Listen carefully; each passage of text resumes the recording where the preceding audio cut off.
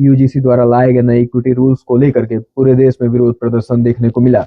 देश के अलग अलग विश्वविद्यालयों से, अलग अलग डिग्री कॉलेजों से विरोध प्रदर्शन की तस्वीरें आई। क्या है पूरा मामला और क्यों इस बार इतना विरोध हो रहा है, इस पर विस्तृत तरीके से हम जानेंगे।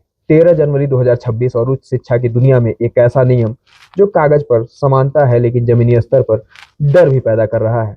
आज देश की करीब 1300 से ज्यादा यूनिवर्सिटियां, 50,000 से ज्यादा कॉलेज और लगभग 4 करोड़ छात्र यूजीसी के अधीन पढ़ते हैं। और जब यूजीसी कोई नियम बनाता है तो उसका असर केवल नीति पर नहीं, पूरी पीढ़ी पर पड़ता है। आज हम बात करेंगे यूजीसी इक्विटी रूल्स 2026 की, क्यों यह लागू हुआ और इसका बड़े स्तर पर विरोध क्यों हो रहा है, क्यों लोग इसकी तुलना एससी एसटी एक्ट जैसे संवेदनशील कानून से भी कर रहे हैं। यह नियम क्या है और इसके विरोध के पीछे की असल वजह क्या है, इस पर हम विस्तृत बात करेंगे। यूजीसी ने जनवरी 2026 में promotion of equity in higher education institution नाम से नया नियम लागू किया।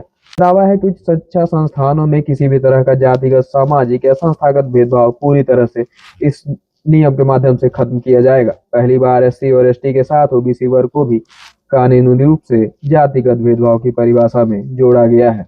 यानी कि अब छात्र हो या शिक्षक, कोई भी व्यक्ति अगर खुद को भेदभाव का शिकार मानता है तो शिकायत दर्ज करा सकता है।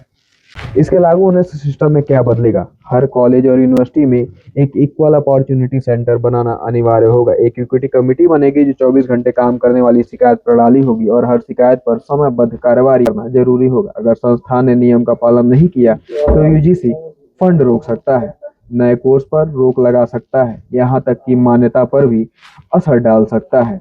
यानी कि अब यह सिर्फ सलाह नहीं, सीधा आदेश होगा। संस्थाओं पर जबरदस्त दबाव रहेगा। इस मामले में सरकार और यूजीसी का तर्क है, सालों से कई छात्र और शिक्षक भेदभाव झेलते रहे लेकिन शिकायत करने का कोई मजबूत तंत्र नहीं था।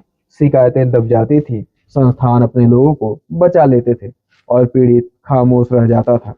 यह नया नियम कहता है कि अब खामोशी नहीं चलेगी। यह कानून सामाजिक न्याय की बात करता है लेकिन सवाल यहीं खत्म नहीं होता, नया सवाल यहाँ से फिर शुरू होता है, जिसको लेकर के पूरे देश में विरोध प्रदर्शन हो रहा है। विरोध करने वाले यह नहीं कह रहे कि भेदभाव होना चाहिए, वे पूछ रहे हैं कि अगर शिकायत झूठी हुई तो, अगर निजी दुश्मनी में किसी पर आरोप लगा दिया गया तो, अगर सिर्फ आरोप से किसी का कैरियर बर्बाद हो गया तो किसकी जवाबदेही होगी। और यहीं से एक पुरानी याद भी लोगों को परेशान करने लगती है। भारत में एससी एसटी एक्ट एक बेहद जरूरी कानून है। इसने लाखों लोगों को सुरक्षा दी, लेकिन यह भी सच्चाई है कि पिछले वर्षों में अदालतों ने कई बार कहा कि कुछ मामलों में झूठी या दुर्भावनापूर्ण शिकायतें भी सामने आईं। कुछ लोग सिर्फ आरोप लगते ही गिरफ्तार हुए, निलंबित हुए, समाज में बदनाम भी हुए और बाद में कोर्ट ने कहा कि आरोप साबित नहीं हुआ। न्याय तो मिला लेकिन देर से। और यही अनुभव आज यूजीसी के नए नियमों से लोगों को डरा रहा है, जिसको लेकर के पूरे देश में विरोध प्रदर्शन हो रहे हैं। अलग अलग महाविद्यालयों और यूनिवर्सिटीज के बच्चे विरोध प्रदर्शन का हिस्सा है। एक छात्र की उम्र कम होती है, एक शिक्षक का कैरियर 20 से 25 साल की मेहनत से बनता है। अब समझिए कि एक आरोप उसका पूरा भविष्य बदल देगा। यूजीसी नियम कहता है कि संस्थान प्रमुख ही जिम्मेदार होगा, लेकिन सवाल है कि क्या हर संस्थान निष्पक्ष रह पाएगा? क्या हर जांच बिना दबाव के हो पाएगी? या फिर डर के मारे संस्थान पहले सजा देंगे, बाद में जांच करेंगे, या फिर यूं कहें कि जांच की खानापूर्ति करेंगे। आने वाले समय में शिकायतों की संख्या काफी बढ़ेगी, संस्थान डिफेंसिव हो जाएंगे, शिक्षक छात्र संबंध औपचारिक और सतर्क हो सकते हैं, खुलकर संवाद की जगह कागजी बातचीत हावी हो जाएगी और शिक्षा का माहौल सीखने से ज्यादा खुद को बचाने का बन सकता है। यह खतरा काल्पनिक नहीं है, क्लासरूम का माहौल बदल सकता है। समस्या कानून में नहीं, समस्या इसकी प्रक्रिया में है।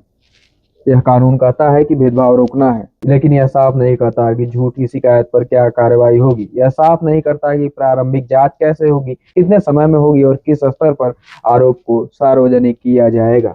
यही अस्पष्टता डर पैदा कर रही है, जिसको लेकर के पूरे देश के सवर्ण वर्ग के छात्र आशंकित हैं। अगर यह कानून सफल होना है तो कुछ बातें जरूरी है। हर शिकायत पर पहले तथ्यात्मक जांच, आरोपी की पहचान जांच पूरी होने तक गोपनीय रखी जाए और झूठी शिकायत पर स्पष्ट और सख्त दंड दिया जाए। जांच समितियों में स्वतंत्र विशेषज्ञ रखे जाएं, तभी सुरक्षा और न्याय दोनों साथ चल पाएंगे।